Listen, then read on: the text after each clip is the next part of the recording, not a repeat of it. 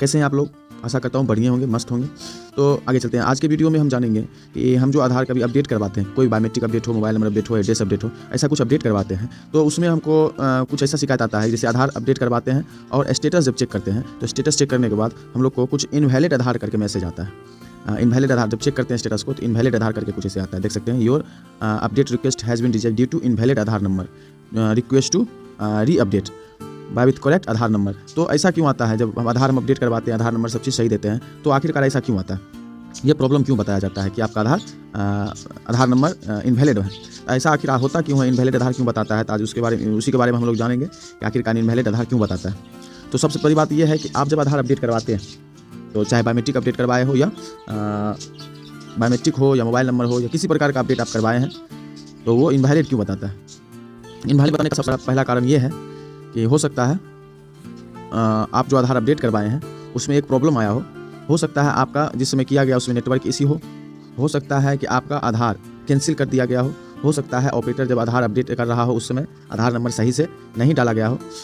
ऐसी बहुत सी समस्या है जो आप ऐसा होता है कि ज़्यादातर आधार में ये होता है कि इनवैलिड आधार बताने का मेन कारण होता है कि गलत आधार नंबर डाल दिया गया, फिर से इनरोल करेगा तो वो सही हो जाएगा। लेकिन अगर ऐसा भी करने पे नहीं होता है तो सही, तो आप आराम से क्या करना है, अपने आधार को UID को ऑफिशियल वेबसाइट पे आना है। UID को ऑफिशियल वेबसाइट पे आने के बाद लॉगिन पे जाना है। लॉगिन पे आने के बाद देखिए आधार सर्विस, ये देख सकते हैं आधार सर्विस है। इस पे जाने के यहाँ आने के बाद एक और ऑप्शनल आपको शो करेगा, वेरीफाई एन आधार नंबर। इस पे जाना है। इस पे जाने के बाद इस पर क्लिक कर देना है। क्लिक करना है। क्लिक करने के बाद लॉगिन में आ जाना है। लॉगिन आने के बाद यहाँ पे आपको एक ऑप्शनल शो करेगा जो कि आपको आधार वेरीफाइड का ऑप्शनल आएगा। तो देख सकते हैं आधार वेरीफाइड का ऑप्शनल आ चुका है। आधार चेक आधार वैलिडिटी पे आना है और यहाँ क्लिक कर देना है। क्लिक करने के बाद यहाँ अपना आधार नंबर डालना है। यहाँ जब हम अपना आधार नंबर डालेंगे तो जैसे हम आधार नंबर डालते हैं, डालने के बाद देख सकते हैं अगर आपका आधार सही होगा, सब चीज़ ठीक होगा, तो यहाँ देखिए आधार वेरिफिकेशन कंप्लीट बताएगा और ये टोटल चीज़ सही दिखा देगा। आपका टोटल मोबाइल नंबर जो भी आप करवाए हैं वो सही। अगर आपका आधार नंबर सही होगा तो आधार वेरिफिकेशन कंप्लीट बताएगा।